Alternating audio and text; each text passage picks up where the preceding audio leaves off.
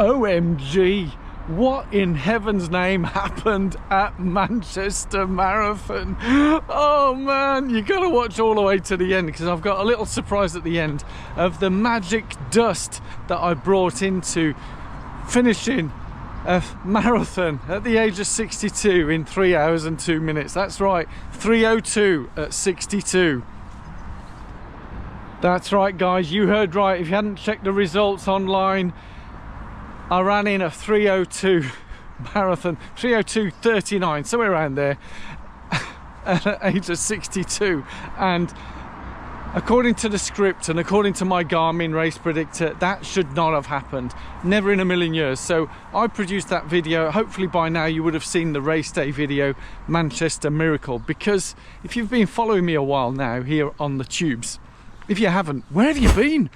So be sure to give a thumbs up, subscribe and hit the alarm bell so you don't miss any future videos of all the saying it how it is. And I'm going to say it how it is. I don't hold back, you know. I'm of an age, I've got nothing to prove to anyone, nothing to prove to myself or whatever. So you will recall that I did post, I think I posted on Strava, you can follow me on Strava, links below, that I needed something short of a miracle, because it was along this stretch of canal.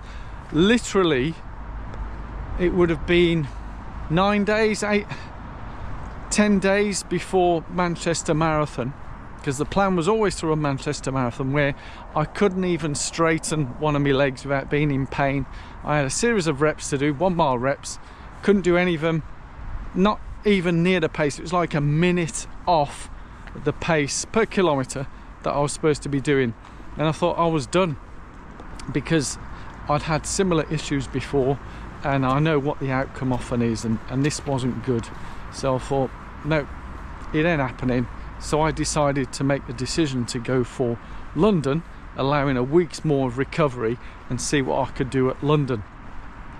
But as I always say, plans in sand, goals in concrete, and I think the plan was changing like every other day. And whilst I didn't publish on here every day, I mean, who'd post stuff on social media every day? Anyway, yes, each to their own, I say, each to their own. Whatever makes you happy. It wasn't going to happen, and the fear I had was, let alone running any time, whilst always the sub-3 was the goal, for me the fear was actually finishing. I don't think I was in a position where I think I would finish, which would have been really disappointing. And especially despite all the rubbish training that I'd had. But the race itself, man, I went in with that attitude, and a number of people left some real good comments. I posted in, you know, basically my strategy was follow a man with a flag, eat 4 gels and hope for the best. But speaking with my partner the night before, she said you got to have a plan B. So I said there's no plan B. But to make her feel good, I did say there was a plan B, where around 5k, 10k, if I'm still with the guy with a flag and I'm not comfortable, I'm not breathing well or whatever, I would then rein it back. Yeah, that's always a strategy, and it can work as long as you don't go out too hot. And I knew by being with the guy with a flag, I wouldn't have been going too fast. That was my theory. And yeah, by about 10k it felt comfortable, the breathing was okay, everything was okay. And running with that guy with a flag, it sort of took everything away from me, the worry of having to check my watch, heart rate or anything. I felt comfortable, I was breathing through my nose, everything was good. And just looking at the guy with the flag, he was in the distance, you know, within sort of 20-30 meters. But what I found is with every aid station, it'd be like chaos, because there were so many people following the pacer, that it was, for me, it was about focusing of not tripping over anyone or bottles being dropped. So when I came to my first aid station, so I wasn't stopping at everyone to drink, when I came to my one to stop and drink, by the time I got my bottle, I think the guy with the flag had carried on ahead.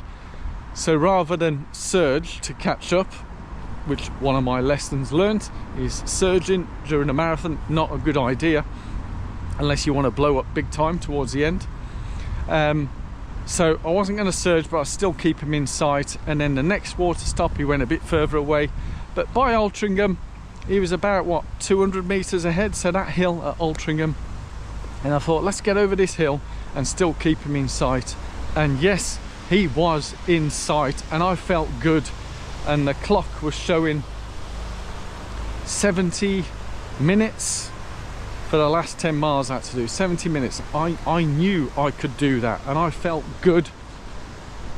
But then the marathon does find you out, and I really couldn't keep with that pace. So whilst he was in sight, all of a sudden I could hear like a march behind me. This is around mile 17, and it was another 3-hour pacer with his troop had all caught up with me, and I was running along with him.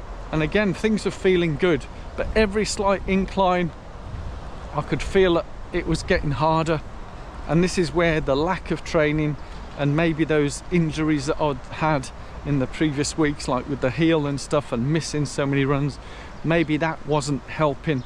You know, the diarrhea that I had in February and the norovirus and all that literal shit was now showing. And I basically, at around mile 20ish, I fell off the proverbial cliff, and legs felt like lead, and I couldn't really turn them over, and it felt really bad. But I don't know what happened. Something got inside of me, and I don't want to sound all motivational, but something got inside of me and I think, fuck me, I haven't come all this way to walk the last 10k, no way. So I almost got of the mindset, right, let's just go for it. Now I knew I was still slowing because yet another 3-hour pacer caught up with me, and he just sailed by. My legs really were gone, but I just kept turning them over. I knew if I keep turning them over, I'm going to get to the finish line. And I really just gritted my teeth and kept pushing. I wasn't pushing for any faster speed than I was earlier with the pacer, so I wasn't still at that 3-hour pace. So I knew it'd gone. The sub 3 had gone, but I thought, let's still put in a great effort here. And I just kept going and going, and I think at around mile 23 I saw William, or the Woo, and caught up with him, and then he sped off again in the last sort of mile, coming in just ahead of me. But boy, that finish line couldn't come soon enough. So I don't know what happened in me. I can't explain the science, you know. As I said, the race predictor had me at 3 hours 12 before a race. It has changed now, and it does say 3:09. So even though I've ran a 3:02, the Garmin Race predictor still says 3:09. I mean, yeah, if you believe that stuff, whatevs. But something got inside of me, and yeah, all I can say, it was absolutely incredible. It was nothing short of a miracle. And clearly there's something inside of me, and the support from you guys and gals and positivity really does help.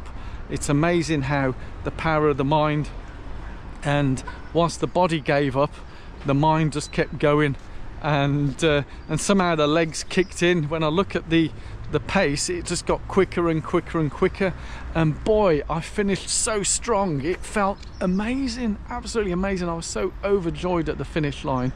And then getting a shout out from the MC. Look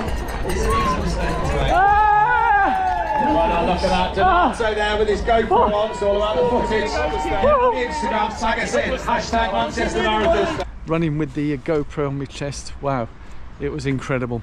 And I don't know what more to say really, other than I absolutely love Manchester. It's a brilliant race, and yeah, it's not totally flat, but you know what? It's a great PB course, and I'm looking forward to Berlin. Yeah, can I run a sub 3 at 63? There's a ring to that, isn't there? Let's see what we can do over the next few months, over the summer months, as we go onwards to Berlin.